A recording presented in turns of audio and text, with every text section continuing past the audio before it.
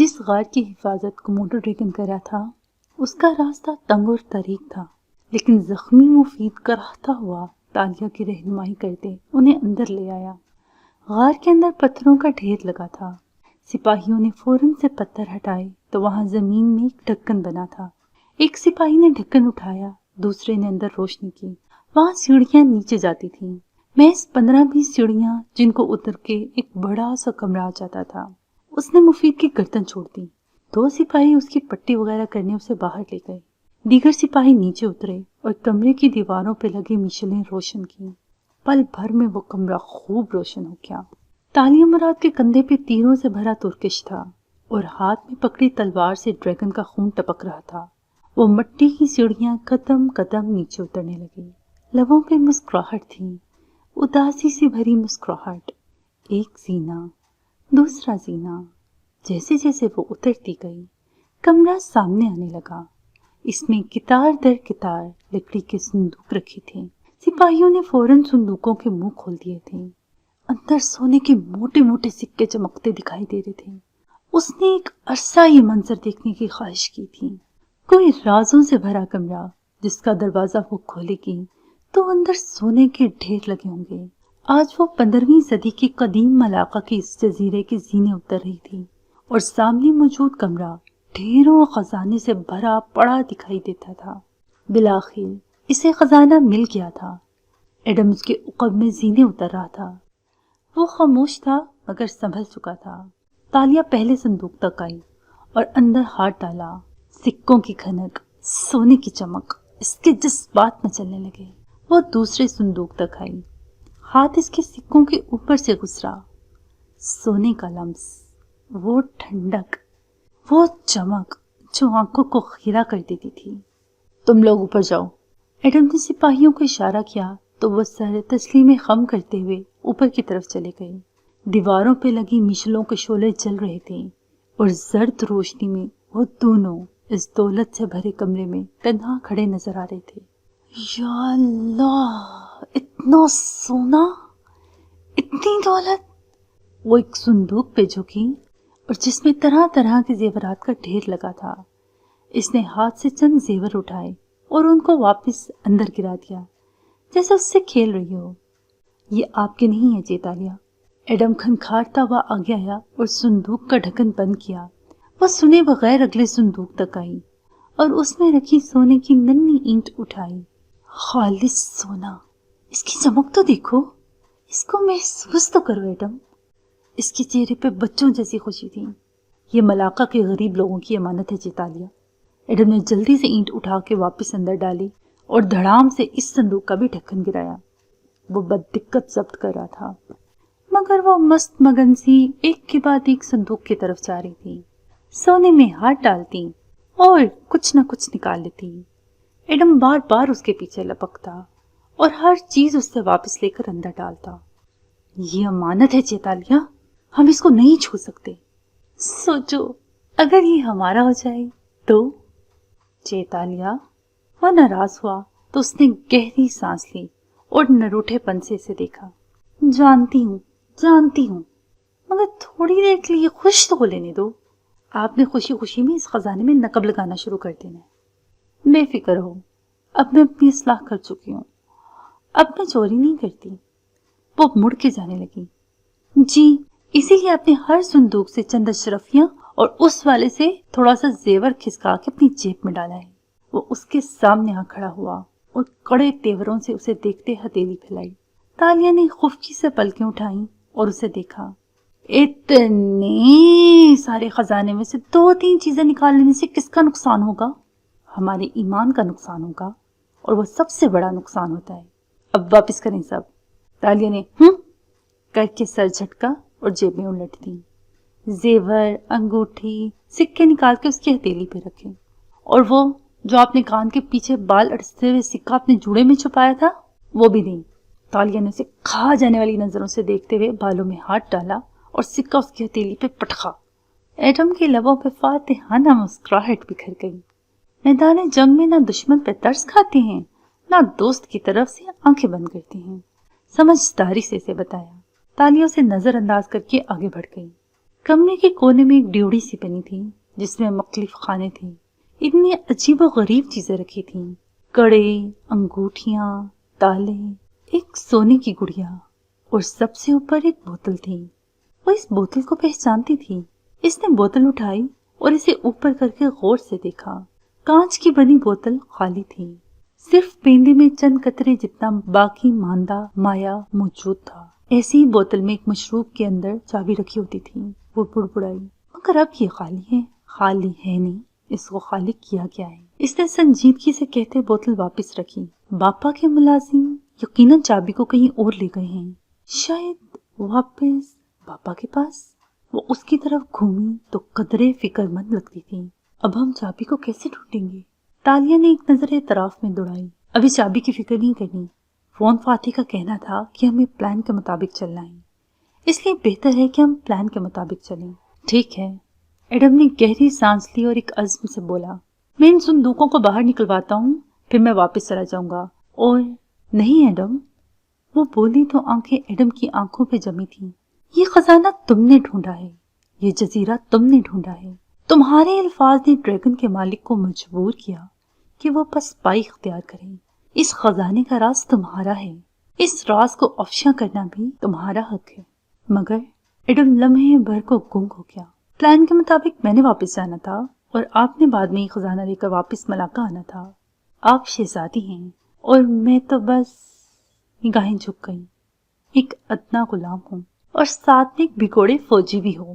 مگر خیر، شہزادی نے بڑی نخوت سے گال پہ آئی لٹ پیچھے کی. تم بھی کیا یاد کرو گے؟ کیا احساس بخشنے جا رہی ہوں تمہیں؟ کیا واقعی؟ اس نے حیران سی نظریں اٹھائیں. آپ مجھے اس خزانے کا امین بنا رہی ہیں؟ میں جانتی ہوں پلان کے مطابق مجھے یہیں رہ کر اگلے مرحلے کا انتظار کرنا تھا، مگر میں نے واپس جانے کا فیصلہ کیا ہے. مجھے ملکہ کی طرف سے خطرہ ہے، وہ فاتح کو مشکل میں نہ ڈال دیں. مگر وان فاتح کو تو کبھی کسی کی ضرورت نہیں رہی. یہ ان کا خیال ہے اور ضروری نہیں کہ ان کا ہر خیال درست ہو. پھر تالیہ نے گردن گھمائی اور خزانے سے بھرے کمرے کو دیکھا. تمہاری ماں نے کہا تھا کہ ایک دن آئے گا جب ایڈم بن محمد کو اللہ تعالیٰ زمین میں مدفن خزانوں کے راز سمجھا دے گا، اور اس دن ایڈم دنیا کے بڑے بڑے حکمرانوں اور بادشاہوں سے بھی زیادہ طاقتور ہوگا. اور میں نے کہا تھا آمین. شاید یہ وہی دن ہے ایڈم، تم اس خزانے کے مالک ہو. اب یہ تمہارا امتحان ہے کہ تم حق کے لیے کھڑے ہوتے ہو یا نہیں. رہی میں تو میرا خزانہ سن باؤ کے گھر چھپا ہے اور میرا مراد مقصود صرف وہ چابی ہے، اس لیے مجھے جانا ہوگا. تالیہ مراد کی آواز میں تحکم کی ہلکی سی رمق موجود تھی. ایڈم بن محمد نے سر کو تسلیم خم کر دیا. شہزادی حکم سنا کے اب سیڑھیاں چڑھ رہی تھی. اس کے کندھے کی پشت پہ بندھے ترکش میں اب بھی کافی دیر باقی تھی. جے تالیہ کے منصوبوں کی طرح وہ خزانے سے بھرے کمرے میں تنہا کھڑا سوچ رہا تھا.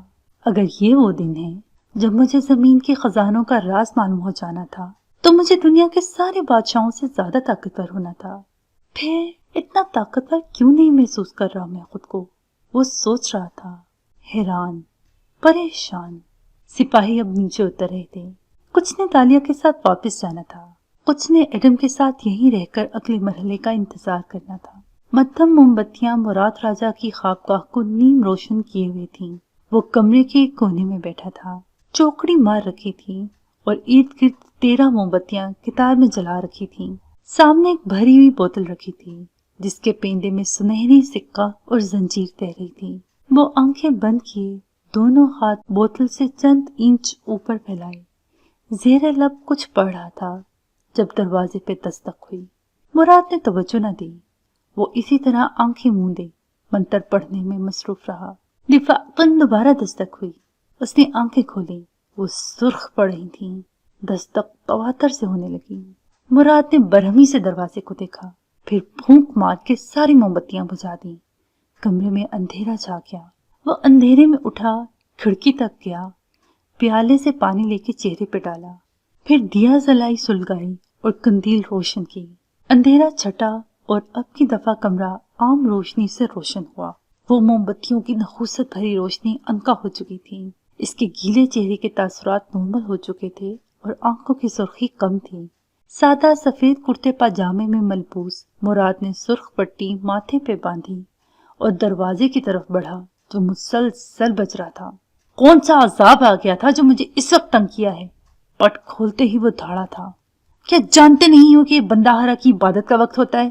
راجا، سپاہیوں نے دونوں ہاتھ باندھے عرض کی، سلطان کا پیغام آیا ہے، آپ کو فوری طور پہ بلا بھیجا ہے۔ اس وقت؟ مراد کے ماتھے پہ بل پڑے۔ سلطان نے کہا ہے کہ… سپاہی نے تھوک نکلا، اگر مراد اپنے پیروں پہ چل کے نہ آئے تو بیڑیوں میں لے آؤ۔ ملاکہ سلطنت کے عظیم بندہ ہرا مراد راجا کے ماتھے کی ساری شکنیں غائب ہو گئیں۔ ہوا کیا ہے؟ اسے پریشانی ہوئی۔ معلوم نہیں راجا، مگر آقا سخت برہم لگ رہے ہیں۔ چلو۔ وہ فوراً مڑا، اپنی قبا اٹھا کے کندھوں پہ ڈالی، پیروں میں جوتی گھسیٹی، تلوار اٹھانے لگا، پھر واپس رکھ دی۔ اس کے کسی انداز سے جارحیت کی بو نہیں آنی چاہیے۔ باہر نکلنے سے قبل وہ بوتل کو خاص جگہ پہ چھپانا نہیں بھولا تھا۔ 3 چاند والے جزیرے کی وہ چھوٹی پہاڑی چاندنی میں دمک رہی تھی۔ اس کی چوٹی پہ بڑا سا شیشہ تراش کے لگایا گیا تھا، یا شاید وہ نمک تھا جو اتنا شفاف تھا کہ چاند کا عکس اس میں جھلملاتا تھا۔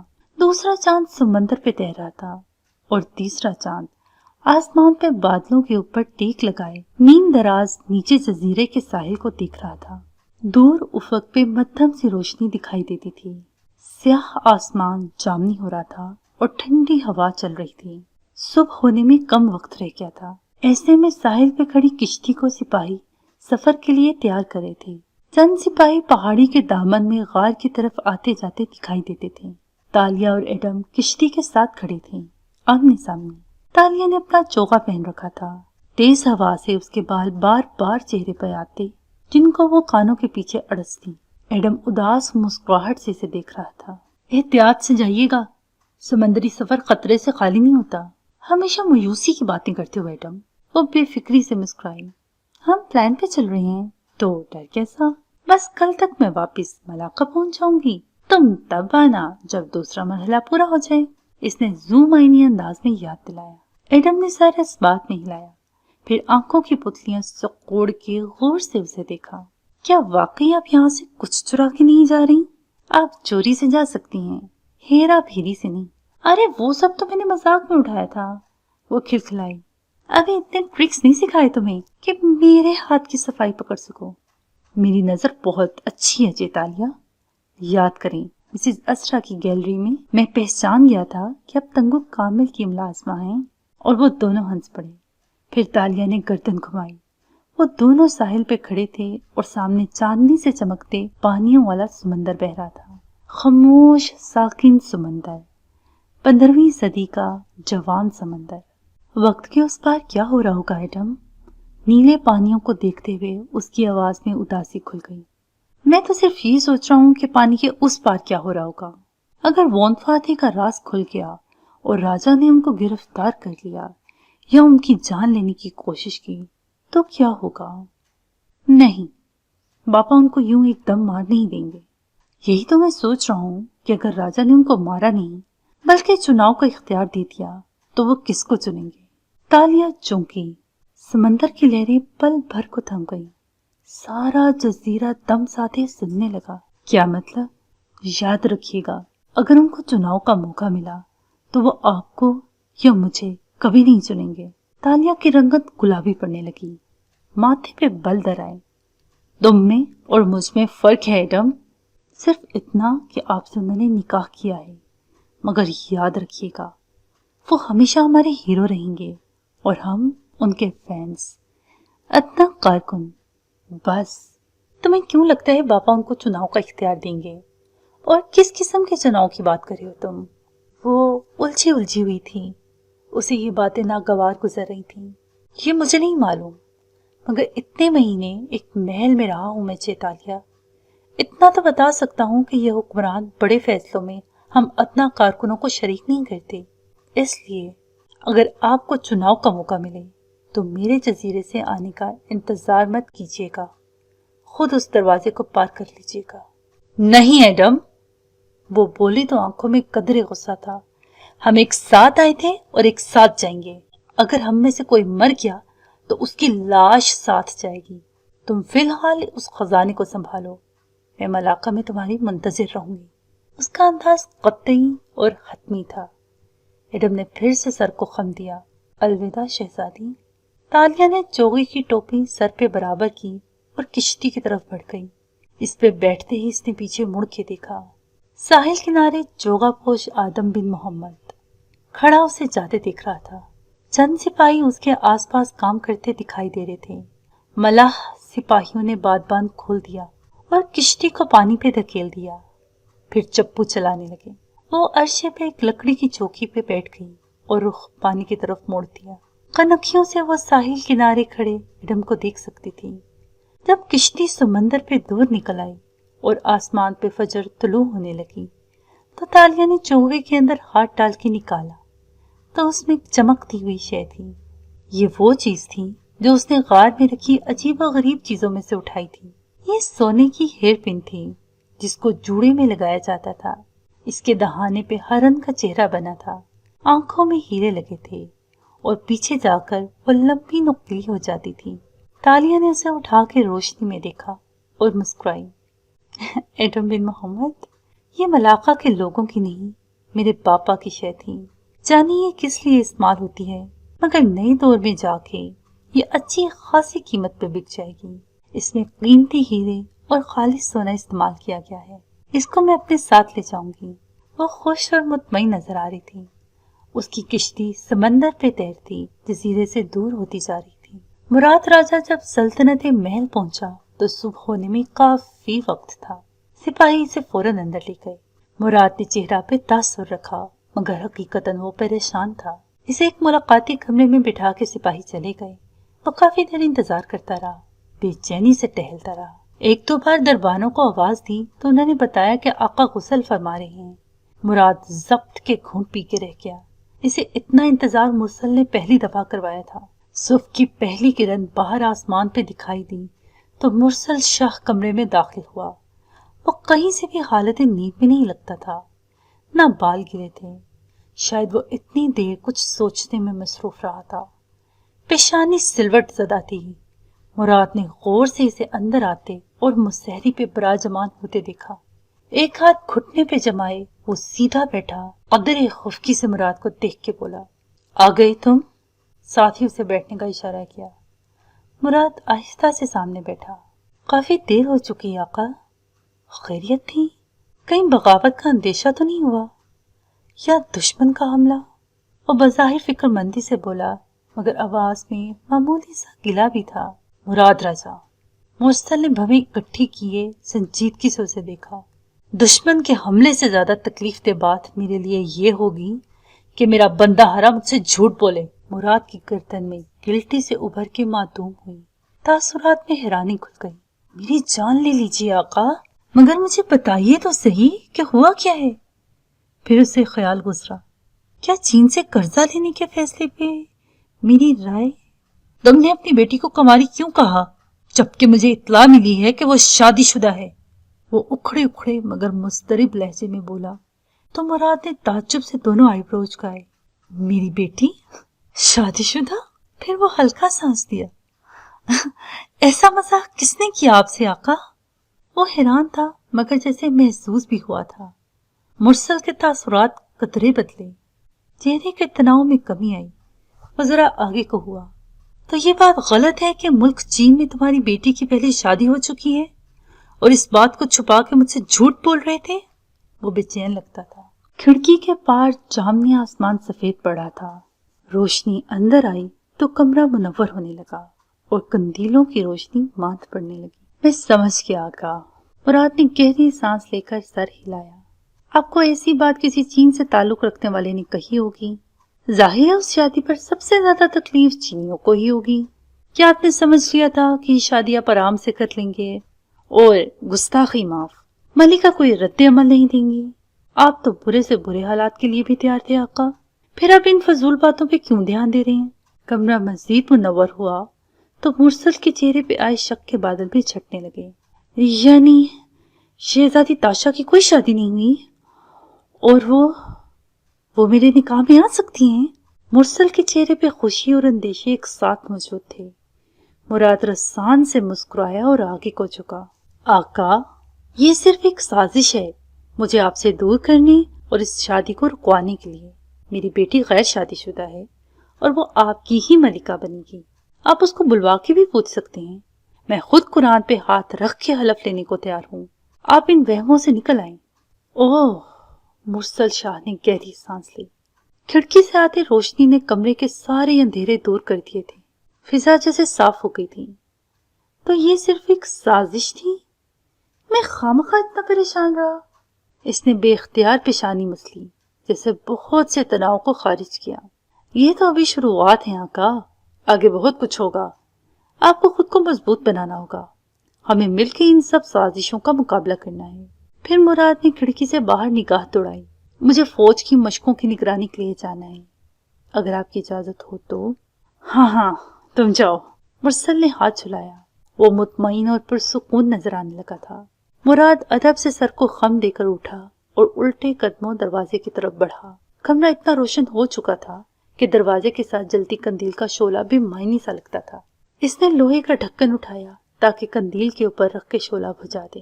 اصل میں ملکہ نے بھی عجیب غلط سلط باتیں میری ذہن میں ڈال دی۔ مرسل شاہ پیچھے سے بڑبڑا رہا تھا۔ وہ بولی کہ تاشا کی شادی اس مرد سے ہو گئی تھی جو اس کے ساتھ چین سے یہاں آیا ہے، اور تو اور مراد راجہ نے اس کو اپنے محل میں پناہ دے رکھی ہے۔ مراد نے زوردار آواز سے لوہے کا ڈھکن شعلے کے اوپر رکھا۔ ہوا کا راستہ رک گیا، شعلہ بجھ گیا، مگر اس کا ہاتھ ڈھکن پہ ساخت ہو گیا۔ مرسل کی طرف اس کی پشت تھی، اس لیے مرسل اس کا چہرہ نہیں دیکھ سکتا تھا، جو ایک دم زلزلوں کی زد میں آ گیا تھا۔ سیاہ پڑتا ساخت چہرہ۔ اس نے ڈھکن سے ہاتھ ہٹایا تو وہ بہت وزنی محسوس ہوتا تھا۔ بددقت مراد راجہ نے قدم آگے بڑھائے اور باہر نکل گیا۔ راہداری میں تیز تیز قدم اٹھاتا بندہ ہرا اس چہرے کے ساتھ نہیں جا رہا تھا جس کے ساتھ وہ آیا تھا۔ 3 چاند والے جزیرے پہ صبح طلوع ہو چکی تھی۔ سمندر کا پانی لہروں کی صورت بار بار ساحل سے ٹکراتا اور واپس پلٹ جاتا۔ پہاڑی کے دامن میں درختوں تلے صندوق کتار در کتار رکھے تھے اور ان کے اوپر لکڑیوں کے چھپڑ بنائے گئے تھے تاکہ وہ بارش سے محفوظ رہیں۔ سپاہی اب ایک طرف آگ جلا کے ناشتے کا انتظام کرنے میں مصروف تھے۔ جنگل کے اندر کوئی نہیں گیا تھا کیونکہ یقیناً وہاں بہت سے خونی کوموڈو ڈریگن موجود تھے جو ہر سیاح کو کھا جاتے تھے اور لوگ اس جزیرے سے واپس نہیں لوٹتے تھے۔ پھر ایک سپاہی نے جنگل میں جانے کی ہمت کی اور تھوڑی دیر بعد چند پرندے شکار کر کے لے آیا۔ ویسے تو ان کے پاس کھانے کا وافر سامان موجود تھا، مگر پرندے مل جانا بھی غنیمت تھا۔ اب 2 افراد ان پرندوں کو آگ پہ بھونتے دکھائی دے رہے تھے۔ ایڈم ساحل کے پتھروں کے پاس بیٹھا تھا، کاغذ گھٹنوں پہ رکھے، وہ سیاہی میں قلم ڈبو ڈبو کے الفاظ صفحے پہ اتار رہا تھا۔ مورخ صاحب، پیچھے سے ایک سپاہی نے اسے مخاطب کیا تو اس نے گردن موڑی۔ ہاں، کیا ہوا؟ میں سوچ رہا ہوں لکڑیاں کاٹ کے ایک کشتی بنانے کا انتظام کروں۔ شہزادی تاشا کے چلے جانے کی وجہ سے ہمارے پاس کوئی کشتی نہیں ہے۔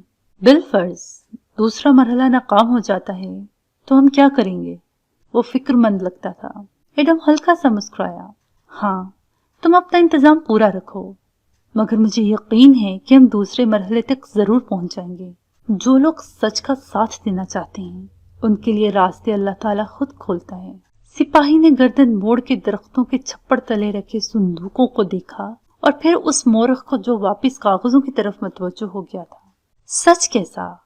ہم تو شہزادی کی غلامی اور احسانات کی وجہ سے ان سے وفا کرے ہیں، مگر خیر، بڑے لوگوں کی بڑی باتیں۔ پھر ایڈم کے قلم کاغذ کو دیکھا تو بولا، آپ لکھنے کا سامان ساتھ لائے تھے؟ اسے حیرت ہوئی۔ سراقہ کے کنگن والا واقعہ سنا تم نے؟ سادھونک، وہ مسکرا کے لکھتے ہوئے بولا تو سپاہی سوچ میں پڑ گیا۔